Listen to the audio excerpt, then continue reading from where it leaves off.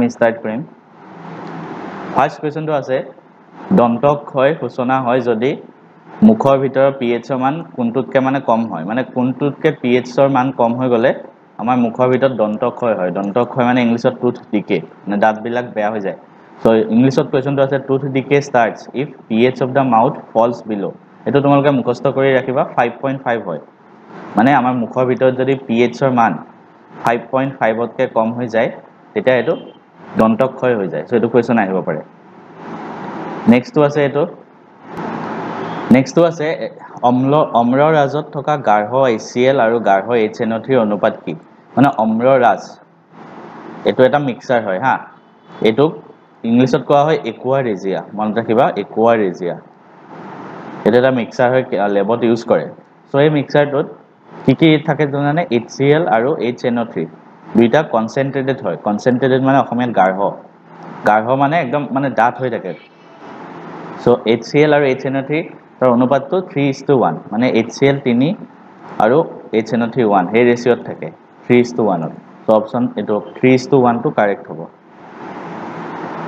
Next চাও যদি আমি ব্লিচিং পাউডাৰ ৰাসায়নিক সংকেত কি এটো তোমালোকে মনত ৰাখিবই লাগে এটো এনেকুৱা কোৱেশ্চন আহিব পাৰে সো এটো হল CaOCl2 ব্লিচিং পাউডাৰ ৰাসায়নিক সংকেত মনত ৰাখিবা নেক্সট আছে কেঁচা গাখীৰৰ pH ৰ মান কিমান এটো পৰীক্ষাত আহিব পাৰে কেঁচা গাখীৰৰ pH ৰ মান কিমান হয় মুখস্থ তো কেঁচা গাখীৰৰ pH ৰ মানটো মুখস্থ কৰি ৰাখিবা এটো 6 হয়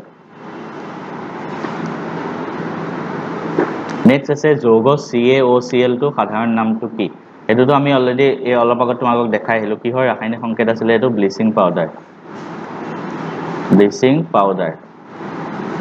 ঠিক আছে What is the common name of CaOCl2 কি হ'ব ব্লিচিং পাউডাৰ ইংলিছত লিখিলে ব্লিচিং পাউডাৰ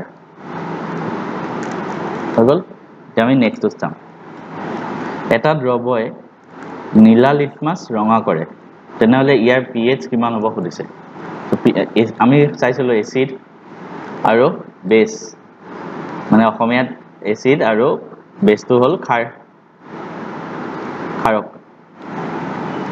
সো এতিয়া এসিড আৰু বেসৰ ভিতৰত নীলা লিটমাছ ৰঙা কৰে কোনে জানানে এসিডে যোনবিলাক নীলা লিটমাছ থাকে মানে ব্লু লিটমাছ পেপাৰটো এটো কালাৰ ৰঙা কৰি দিয়ে সো আমি এটা কি গম পালো এসিড হ'ব লাগিব তেতিয়াহে কি নীলা লিটমাছটো ৰঙা কৰে অলৰেডি মই ক্লাছত পঢ়োৱা আছে বস্তুটো এটা এসিডৰ pH ৰ মান কিমান হয় বুলি আমি জানো 7 তকে কম হয় ঠিক আছে এসিডৰ pH ৰ মান সদায় এসিডৰ pH ৰ মান কিমান হয় 7 তকৈ কম মনত ৰাখিবা গতিকে ইয়াৰ ভিতৰত 7 তকৈ কম কোনটো আছে 8 টো নহব 9 টো নহব 10 টো নহব সো 4 টোৱে হ'ব হেতু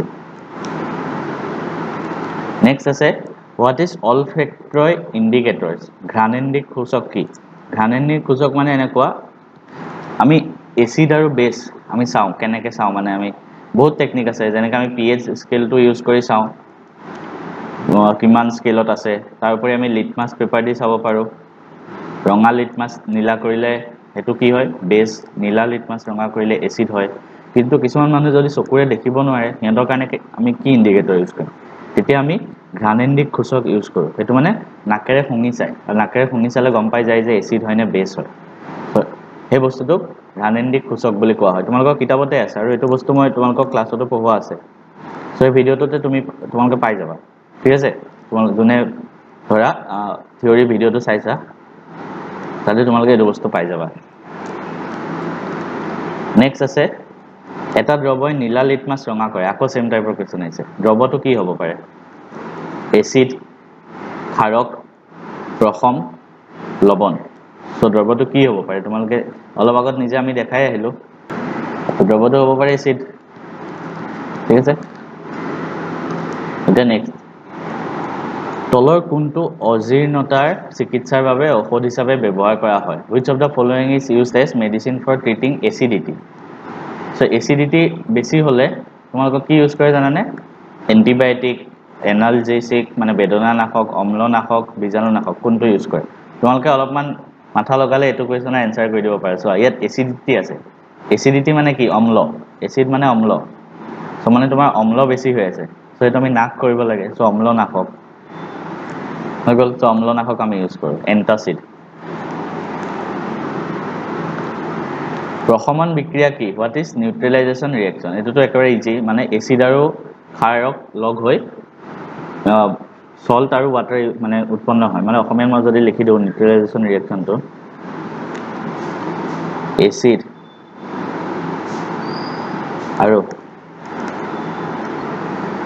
আৰু ক্ষাৰকে বিক্ৰিয়া কৰি লৱণ আৰু পানী উৎপন্ন কৰে। এই বিক্ৰিয়াক প্ৰশমন বিক্ৰিয়া বোলে।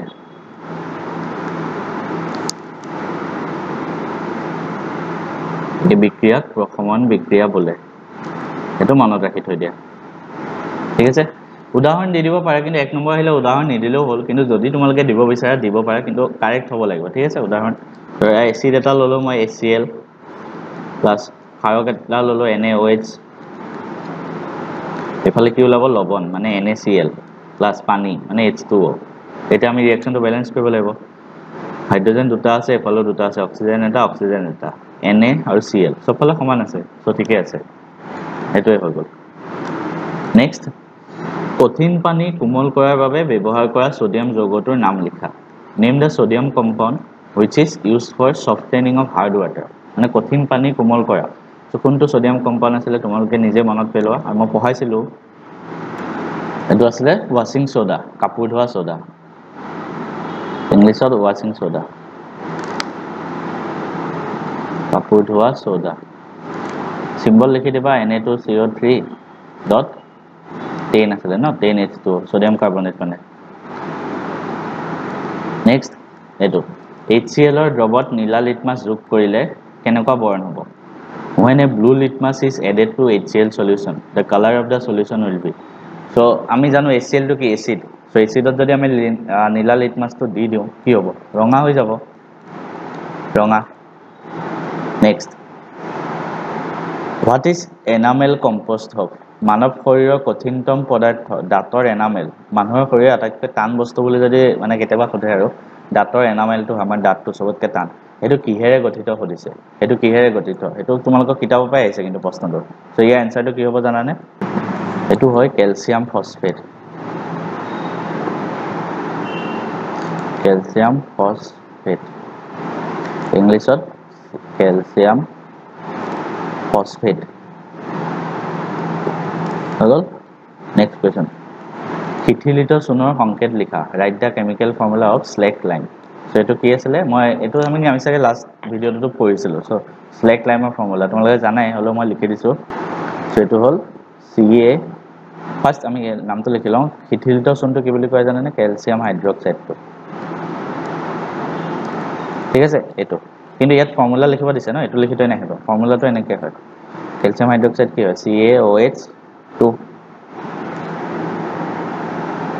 নেক্সট, দৃষ্টিহীন ছাত্ৰ এজনে তলৰ কোনটোক এচিড ক্ষাৰক সূচক হিচাপে ব্যৱহাৰ কৰিব?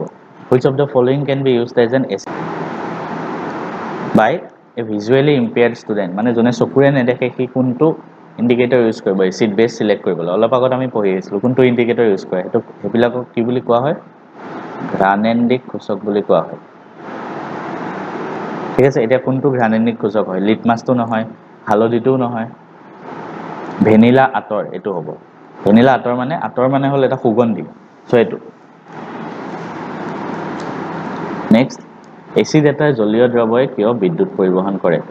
কিয় বিদ্যুৎ পৰিবহন কৰে? কাৰণ এচিডৰ দ্ৰৱত H+ আৰু মানে ধৰা হাইড্ৰনিয়াম আয়নটো থাকে, সেইটো কাৰণে বিদ্যুৎ পৰিবহন কৰে। এইটো মই তোমালোকক এচিড বেচিছ এণ্ড চল্ট সেই চেপ্টাৰটোৰ ভিডিঅ'ত মই ধুনীয়াকৈ দিয়া আছে, তোমালোকে তাৰ পৰা চাই ল'বা, ধুনীয়াকৈ লিখোৱাও আছে। নেক্সট, তলৰ কোনটোৱে ক্লৰিনৰ লগত বিক্ৰিয়া কৰিলে ব্লিচিং পাউডাৰ উৎপন্ন কৰে? Which of the following is treated with chlorine two obtain bleaching powder? So' bleaching powder কিহে উৎপন্ন কৰে? এইটো মনত ৰাখিবা, CaOH2। সেইটোৱে কেলছিয়ামৰ লগত বিক্ৰিয়া কৰি ব্লিচিং পাউডাৰ উৎপন্ন কৰে। Bleaching powder formula CaOCl2। Next, sodium hydrogen কাৰ্বনেটৰ সাধাৰণ নাম কি? What is the common name of sodium hydrogen carbonate? ফৰ্মুলাটো হ'ল NaHCO3. তোমালোকে কিতাপত পাইছা মনত পেলোৱা আৰু মই পঢ়াইছিলো ঠিক আছে কি হয় সো এটো কি হয় বেকিং সোডা কিতাপতে আছে ইংলিছত বেকিং সোডা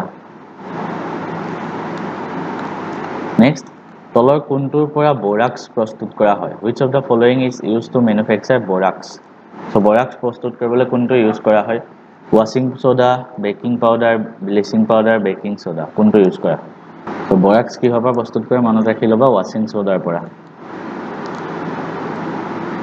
তোমাক A আৰু B দুটা দ্ৰৱ দিয়া হল you are given two solutions A and B Draw A ৰ pH 3 হয় দ্ৰৱ B ৰ pH 8 হয় মানে A ৰ pH 3 B ৰ pH 8 কোনটো দ্ৰৱত হাইড্ৰোজেন আয়নৰ গ্ৰাহকতা বেছি হ'ব H+ আয়নৰ গ্ৰাহকতা H+ আয়নৰ গ্ৰাহকতা বেছি মানে কি মই অলৰেডি এসিড বেসিছ সল্টত ধুনিয়াকে বুজোৱা আছে H+ আয়নৰ গ্ৰাহকতা বেছি মানে কি হেতু এসিড গুণটো বেছি হয় কাৰণ এসিড গুণতহে H+ আয়নটো থাকে এসিডত আৰু H+ আয়ন যিমান বেছি থাকিব হেতু কিমান বেছি এসিড হ'ব আৰু এসিড কেতিয়া বেছি হয় খাততকে যিমান বেছি কম হয় কিমানে বেছি এটো এসিডিক হয় অলৰেডি আমি পঢ়া আছে এসিডৰ গুণটো কি হয় খাততকে pH কম হয় আৰু যিমান কম হয় সিমান তীব্ৰ এসিড হয় মানে কিমান টান মানে এসিড সো H+ আয়নৰ গ্ৰাহকতা কত বেছি হ'ব 8 নে B তো আমি সাম কোনটোৰ pH কম A ৰ pH কম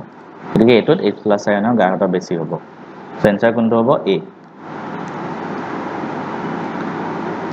এটা প্ৰথম দ্ৰৱৰ pH এটো ভাল কোৱেশ্চন নিউট্ৰেল সলিউশনৰ pH সো নিউট্ৰেল সলিউশন মানে এসিডো নহয় বেসো নহয় সো তাৰ pH 7 হয় CaOH2 ৰ লগত ক্লোৰিনৰ বিক্ৰিয়া ঘটিলে উৎপন্ন হোৱা যৌগটোৰ সাধাৰণ নাম কি অলপ আগত আমি চাই আহিলো কি সাধাৰণ নাম ব্লিচিং পাউডাৰ দেইছা ব্লিচিং পাউডাৰৰ ওপৰত কেনেকুৱা উপপক কোৱেশ্চন আহিছে হয়গল ইমানখিনিয়ে নেক্সট আমি ধাতু আৰু অধাতু পাঠটোৰ ওপৰত পঢ়িম আজি এখিনি চালো সো এতিয়া তোমালোকৰ কাম হল ধাতু আৰু অধাতু পাঠটো কোনবাই যদি পঢ়া নাই আজি ভিডিওটো শেষ কৰাৰ পিছত হেতু একবাৰ মোৰ ভিডিওটো চাই পঢ়ি লবা ধাতু আৰু অধাতু ভিডিও দিয়া আছে